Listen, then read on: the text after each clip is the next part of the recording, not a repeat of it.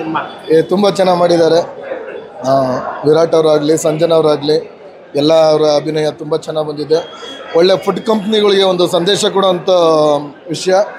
ಏನಿವತ್ತು ಫುಡ್ ಕಂಪ್ನಿಗಳೆಲ್ಲ ದುಡ್ಡು ಮಾಡೋ ಒಂದು ಆಸೆ ಇಟ್ಕೊಂಡು ಎಲ್ಲ ಕೆಮಿಕಲ್ ಆಗಲಿ, ಟೇಸ್ಟಿಂಗ್ ಪೌಡ್ರ್ ಆಗಲಿ ಯೂಸ್ ಮಾಡಿಕೊಂಡು ಎಲ್ಲ ಕಳಪೆ ಮಟ್ಟದ ಇದನ್ನು ಇಟ್ಕೊಂಡು ಇದನ್ನು ಮಾಡ್ತಾ ಇದ್ದಾರಲ್ಲ, ಅದನ್ನು ಮಾಡಬೇಡಿ. ಜನಗಳಿಗೆ ಹಿತ ಕಾಯೋವಂಥ ದೃಷ್ಟಿಯಲ್ಲಿ ಒಳ್ಳೆ ಪ್ರಾಡಕ್ಟ್ ಕೊಟ್ಟು ಜನಗಳ ಮೇಲೆ ಆರೋಗ್ಯ ಪರಿಣಾಮ ಬೀರುವಂಥದ್ದೇನಿದೆ, ಕೆಟ್ಟ ಪರಿಣಾಮ ಬೀರುವಂಥದ್ದೇನಿದೆ ಅದನ್ನು ತಿದ್ಕೊಳ್ಳಿ ಅನ್ನೋ ಒಂದು ಸಂದೇಶ ಕೊಡುವಂಥ ಸಿನಿಮಾ. ತುಂಬ ಚೆನ್ನಾಗಿ ಮಾಡಿದ್ದಾರೆ. ಡಿ ಬಾಸ್ ಅಭಿಮಾನಿಗಳಾಗಲಿ ಯಾವಾಗಲೂ ಅವ್ರು ಸಪೋರ್ಟಿವ್ ಆಗಿರ್ತೀವಿ. ಒಳ್ಳೆಯದಾಗಲಿ. ಜೈ ಡಿ ಬಾಸ್. ತಾಂತ್ರಿಕ ಬ್ರಹ್ಮ ಅವ್ರಿಗೆ ಯಾರೇ ಒಂದು ಈ ಥರ ಮಾಡಬೇಕಾಗಿತ್ತು ಹಂಗೆ ಹಿಂಗೆ ಅಂತ ಹೇಳೋ ವಿಚಾರನೇ ಇಲ್ಲ.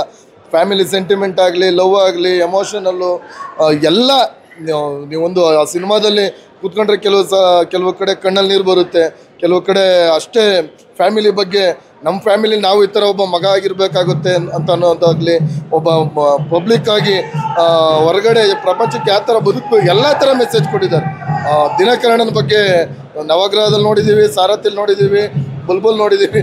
ಅವ್ರ ಬಗ್ಗೆ ಯಾವುದನ್ನು ಹೇಳೋ ಥರನೇ ಇಲ್ಲ. ನೋಡಿರೋವಂಥ ಎಲ್ಲ ಸಿನಿಮಾ ಪ್ರೇಕ್ಷಕರಿಗೆ ಅವರ ಡೈರೆಕ್ಷನ್ ಏನು ಅಂತ ಗೊತ್ತಿರುತ್ತೆ. ನೆಕ್ಸ್ಟು ಡಿ ಬಾಸ್ ಜೊತೆ ಬರುವಂಥ ಸಿನಿಮಾ ನಾವು ಕಾಯ್ತಾ ಇದ್ದೀವಿ. ಬೇಗ ಮಾಡಲಿ, ನಾವು ಕಾತ್ರದಿಂದ ಕಾಯ್ತಾ ಇದ್ದೀವಿ.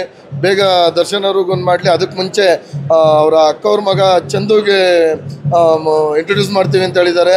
ಅವರು ಯಾವ ಮೂವಿ ಮಾಡಲಿ, ಅವ್ರು ಯಾವ ಹೆಜ್ಜೆ ಇಡಲಿ, ಅದಕ್ಕೆ ನಾವೆಲ್ಲ ಡಿ ಬಾಸ್ ಅಭಿಮಾನಿಗಳು ಸದಾಕಾಲ ಸಪೋರ್ಟಿವ್ ಆಗಿರ್ತೀವಿ ಅಂತ ಕೇಳ್ಕೊಳ್ತೀವಿ.